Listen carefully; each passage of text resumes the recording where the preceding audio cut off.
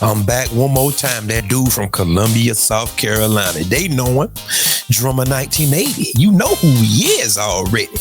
Family, I hope y'all having a good day today. And if that's not the case, ask yourself why. Because after all, happiness is an inside job. And it will always be. And in turn with fellow guys, we back today again with my man TBA.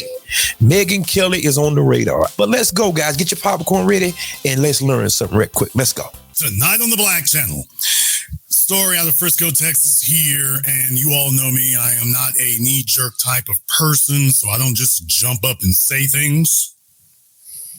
And I don't just come flying in to defend things out of nowhere, so I like to get some information. So while I am not going to give a blanket defense of anything because we don't have all the facts or all the information just yet, there are certain facts and information that we do have. What we do have here is that at Centennial High School, apparently there was a track meet that involved a bunch of high schools in the area. And in particular, there was a student, Carmelo Anthony, 17 years old, goes to Centennial High, and got into an altercation with a couple of twins, Justin Metcalf and his brother.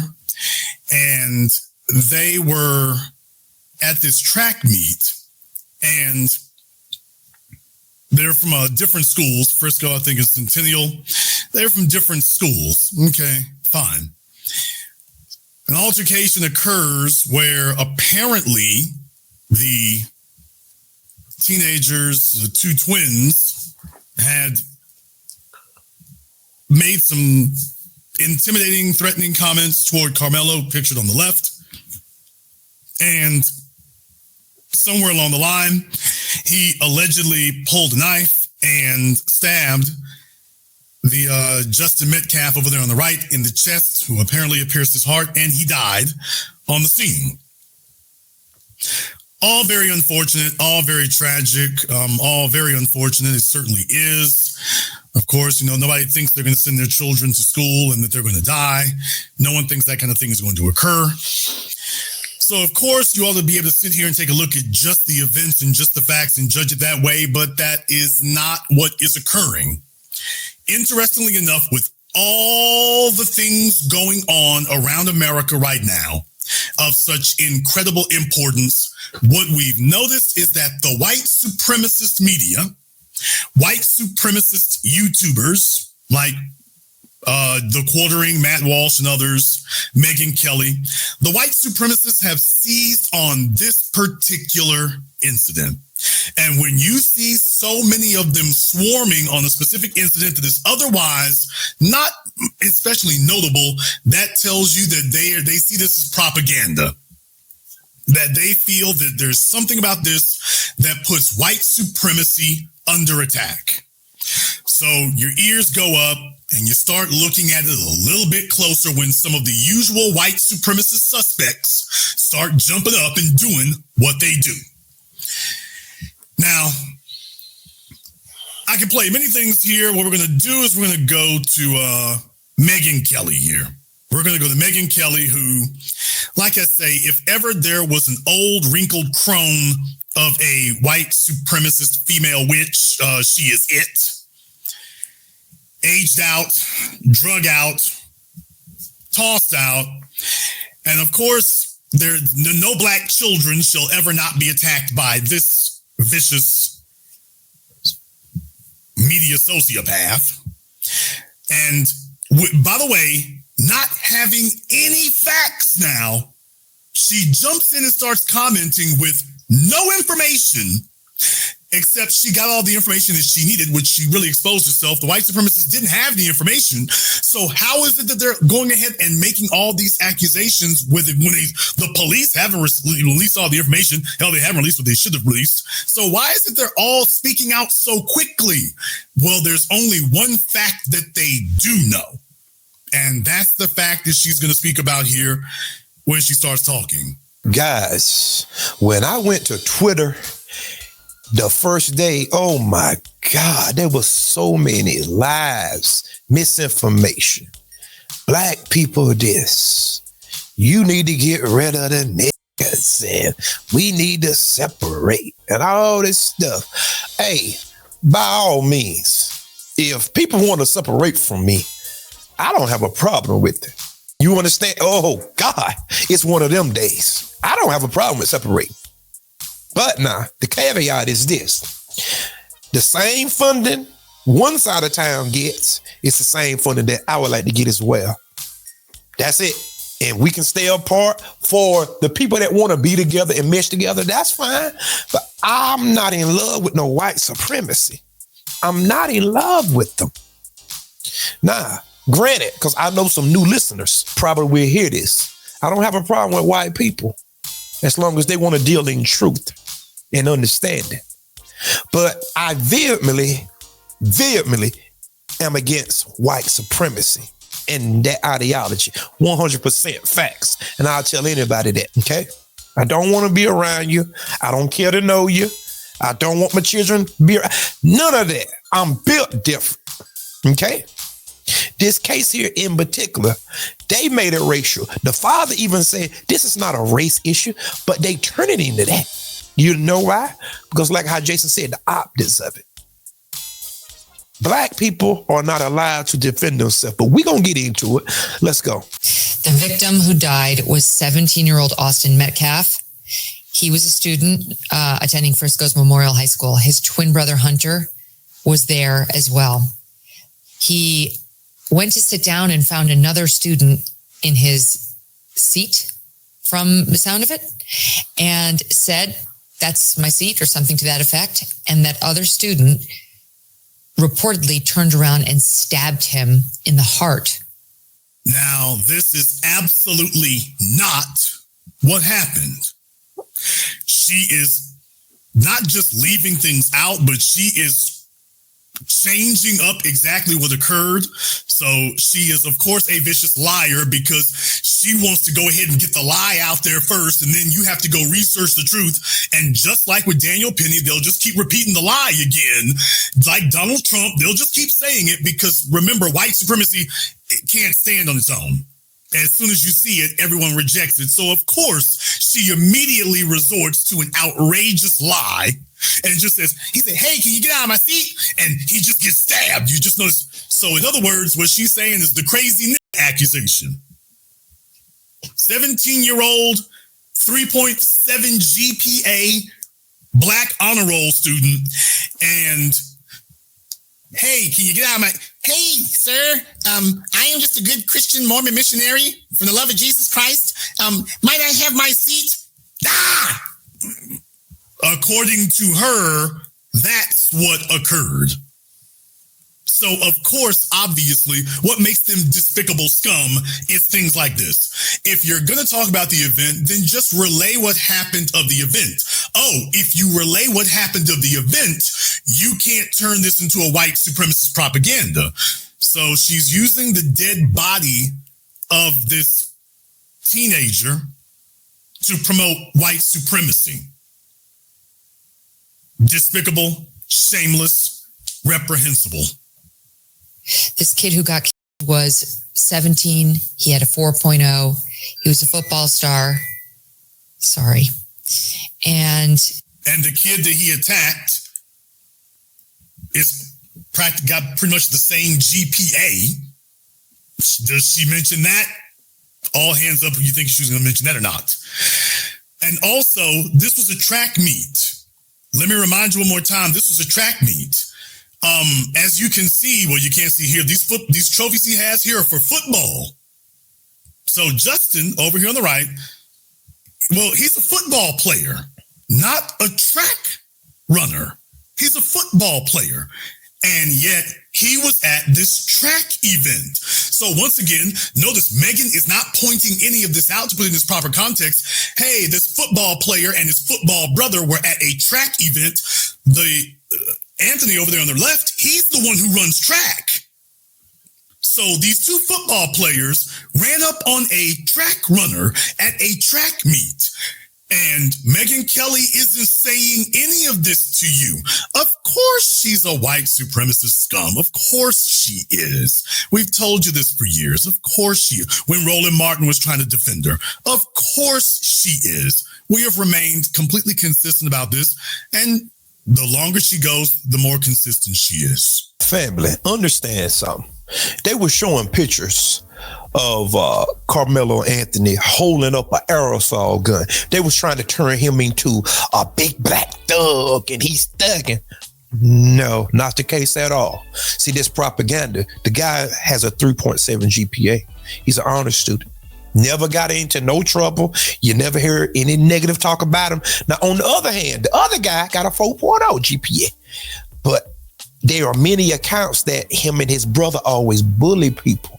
They known for bullying people. Huh?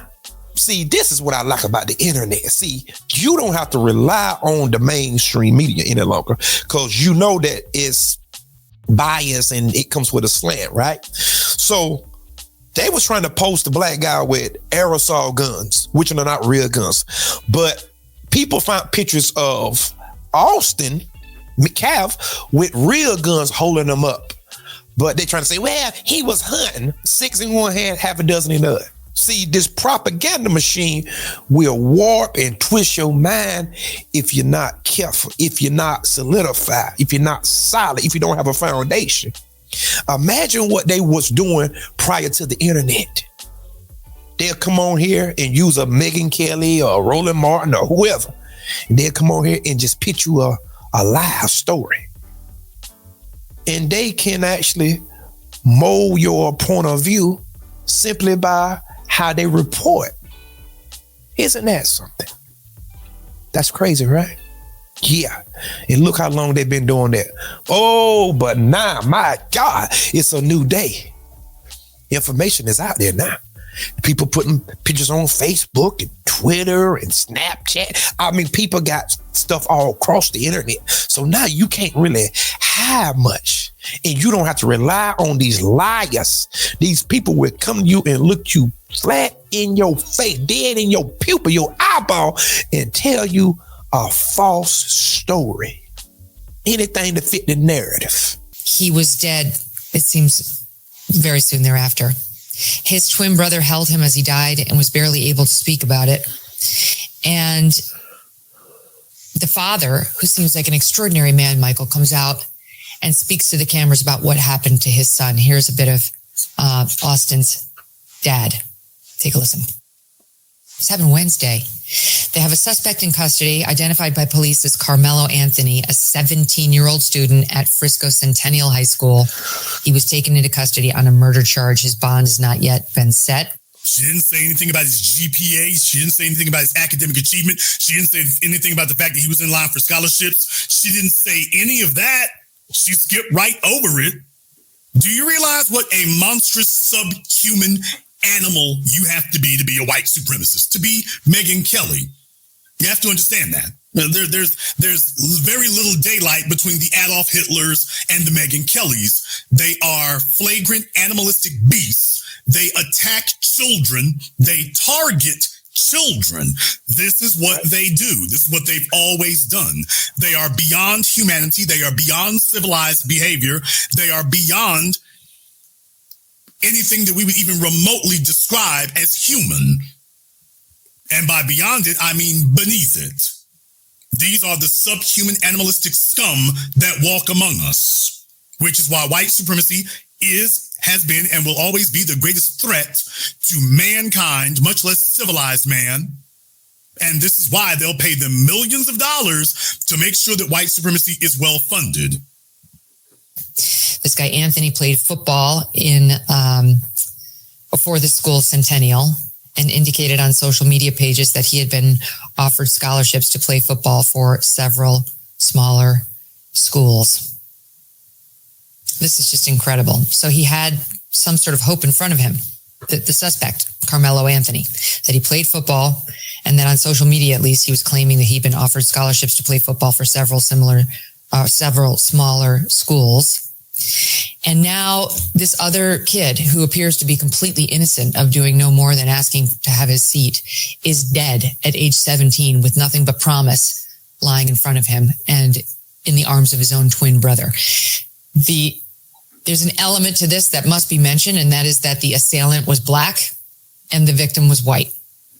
And one thing that's very obvious to all of us is if the races were reversed, you wouldn't just be hearing about this on this show and a handful of others. It would be blanketing the national airwaves coast to coast. But it's not, because honestly, white boys' lives don't matter. Did y'all hear this fork-tongued liar? This is what a devil look like, guys. This is what a devil look like in the flesh. The father of lies. This woman knows she's lying. The reason why there is no outcry like this is because the boy is in jail. He's in jail. The problem that we have, people commit crimes against us and they are eating Burger King and doing all sorts of things. We have to tear up stuff and burn up stuff and destroy stuff in order to get justice. That's the difference. Guys, let me tell y'all something. See, white supremacy is not about truth and logic. It's about power. They make the rules. They make the laws. I'm white and I say so.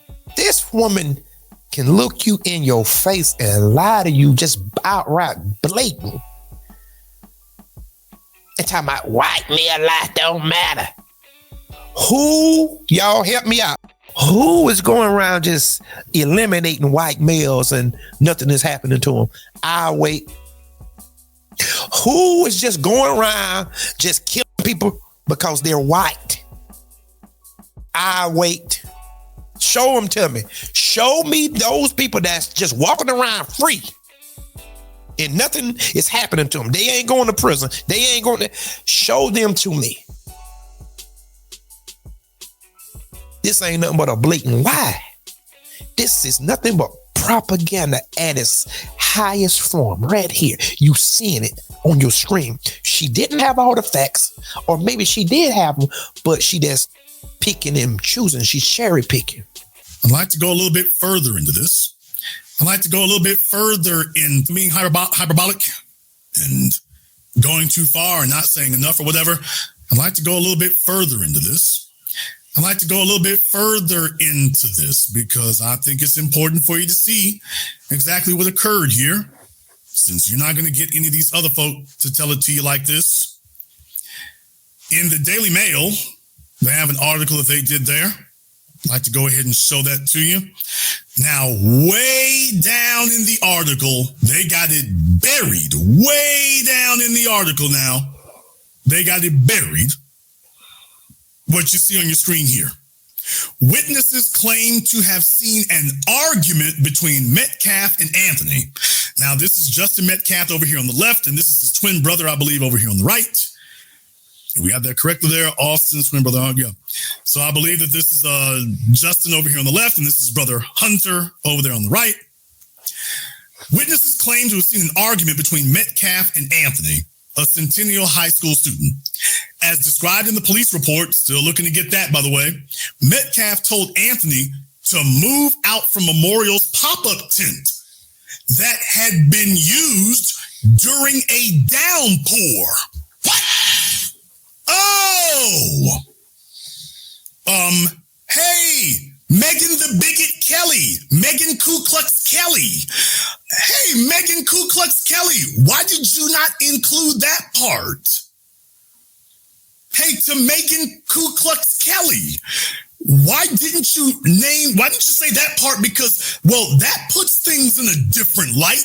Because for anybody asking, well, why was Anthony over here if this wasn't even his team's tent? You don't know if he knew somebody. You don't have any of those details. But by the way, they're saying that there was a downpour. So they're saying here, as described in the police report, if Megyn Kelly saw the police report, then this lying white supremacist harpy saw that the police report said, well, they were under the tent because there was a downpour. Now, how bad was it raining at the time? We don't know, but we do know that that's in the police report that they felt that the events were significant enough that, okay, they were under there because it was raining. Well, that changes things. You know, having these little tidbits, well, that alters everything because all Megan told you was black kid kills white kid because polite white kid says, move from here. But here's the thing. Witnesses claim to have seen an argument between Metcalf and Anthony.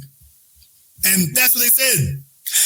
Anthony allegedly reached into his gym bag and told Metcalf, touch me and we'll see what happens. Now, obviously, you're missing something in here. Obviously, something else happened before. But watch this. Metcalf reached into his gym bag and Anthony reached into his gym bag and told Metcalf, touch me and we'll see what happens. Metcalf pushes Anthony. Now, folks, we are way past Jordan Neely territory here. Even if you just wanted to say, well, you shouldn't stab him because him and his brother ran up on you. Him and his twin brother together ran up on Anthony in a rainstorm under a tent. They ran up on him and said, get out from under our tent. And he said, hey, don't touch me, man. We're going to make you do this. Hey, don't put your hands on me. By the way, he said that to the police. I told them, don't put your hands on me. They then the police report clearly says they put their hands on him. And so he pulled a weapon, and this is classic self-defense. He didn't sit there and go Jason Voorhees and stab him 50 times. He did it just enough so that he could get away. Is there any questions? If I tell you to don't put your hands on me, and you accosted me, you and your brother, that's the classic self-defense. Now, how is it? Now, somebody help me out, because in my old age, maybe that I'm losing. George Zimmerman followed a teenager home by the name of Trayvon Martin, right? He called 911, and there is a tape recording of the operator telling him to leave him alone. The police is on the way, or what have you. He took it upon himself. And by his own admission, George, he said Trayvon Martin was beating him up. So since Florida is a stand your ground state, he pulled out a gun and shot the boy. Now, we all know he was wrong. And somebody should have got a hold of him. God knows somebody should have got a hold of him down in Florida. But I do understand that he was running and jumping around and he was in protective custody at one time and all that. But somebody should have got to him.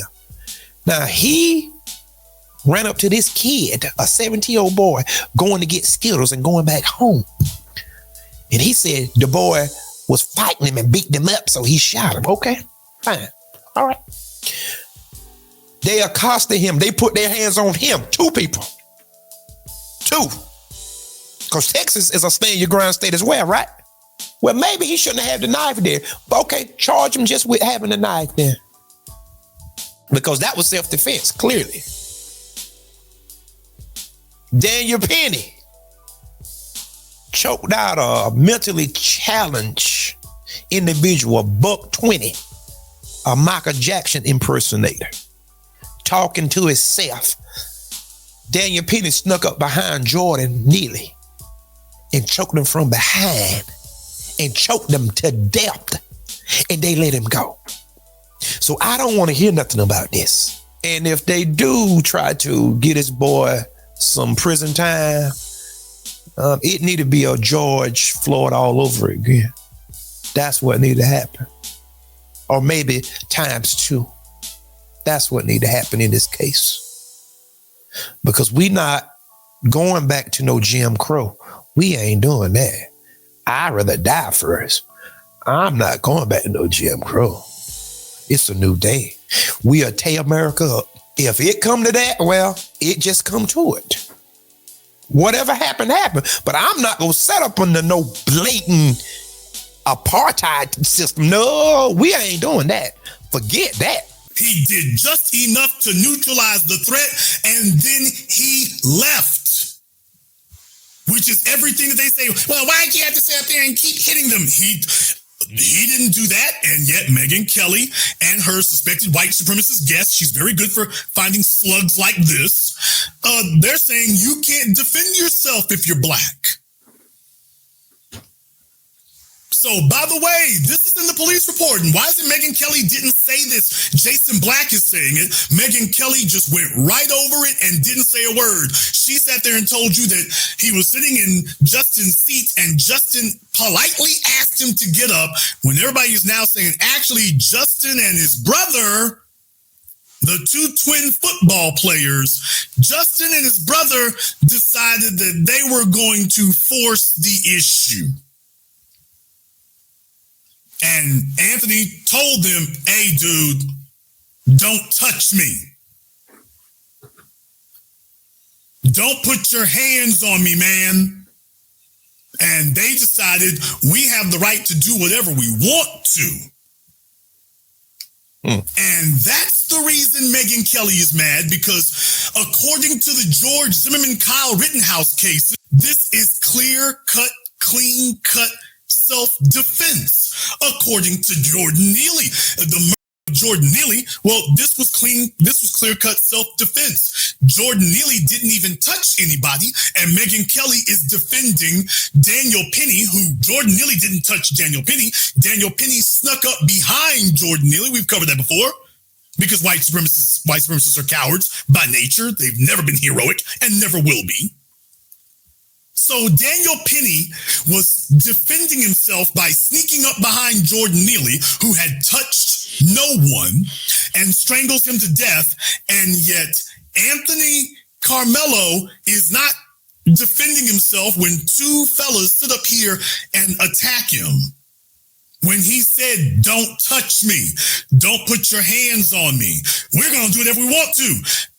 What if we do, then what? Touch me and you'll find out. Well, we're going to press the issue anyway. If Carmelo was someplace he wasn't supposed to be, where was the track coach, people? These are simple questions. Why didn't they go get their coach? Why didn't they go get an adult? Why didn't they go call someone from their team? Why didn't they get one of the employees of their team, of their school, to go remove Anthony if he wasn't supposed to be there, if he didn't have any right to be there? Why didn't they just go get one of the adults, or why didn't one of the adults say something?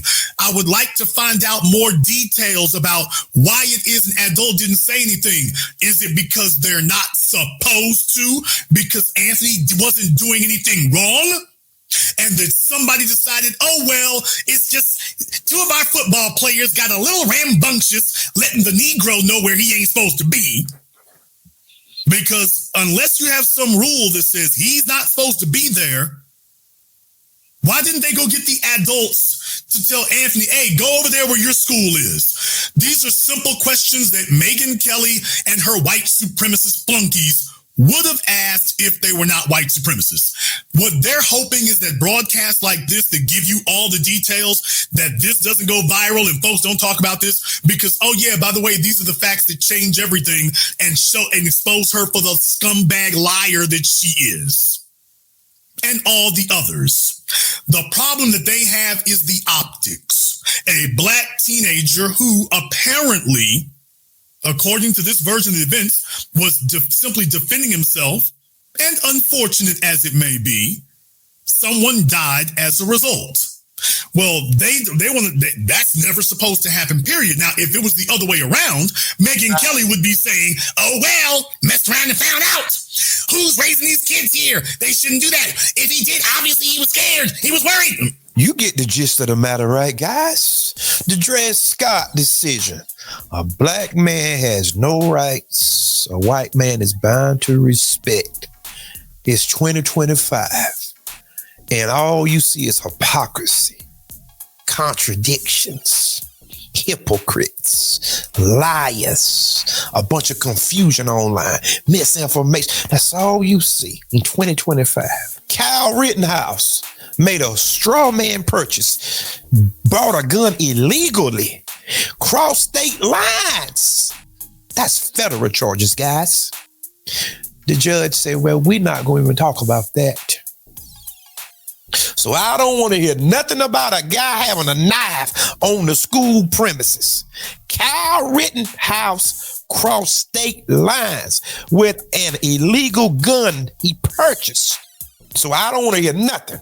I don't want to hear nothing. I told y'all, people love the color code law. I told y'all that. People love the color code law. I'm not with no color code law. If the guy was wrong, I'll be the first one to say, well, yeah, he was wrong. But if two people accost you and they put their hands on you, in Texas, that's a stand your ground.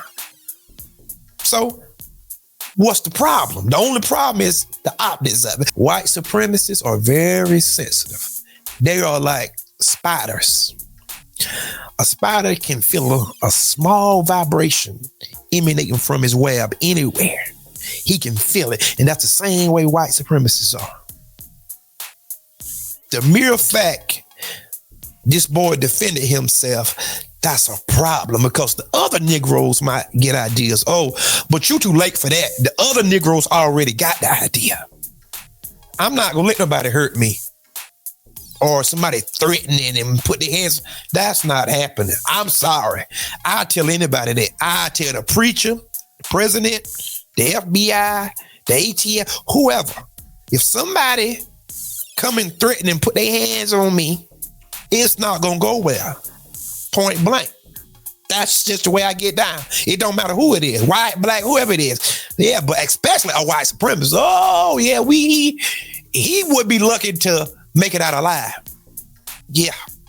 Nah. Because I fear for my life, because I know what they capable of. You understand that? So I'm afraid. Yes. So, yeah, guys, tell me what y'all think, guys. It was raining. The guy was up under the tent. Wasn't bothering nobody. Nobody else didn't have a problem with it. But these people are entitled.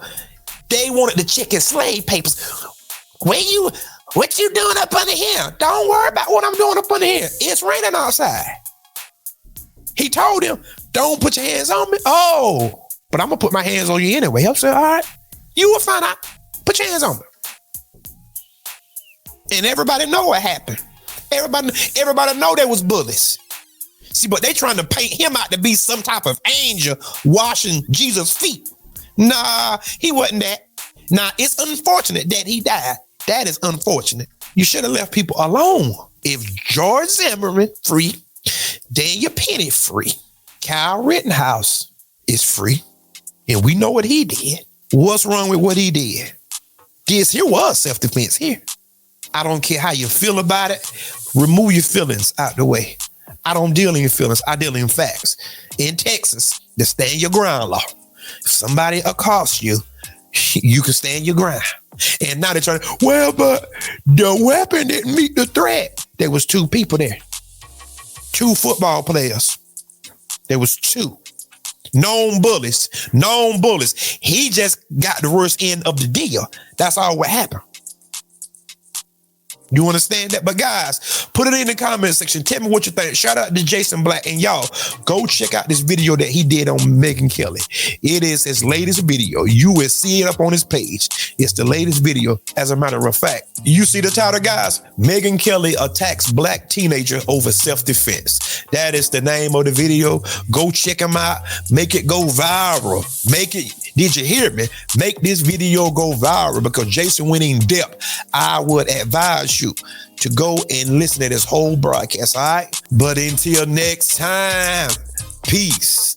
And remember, there is more.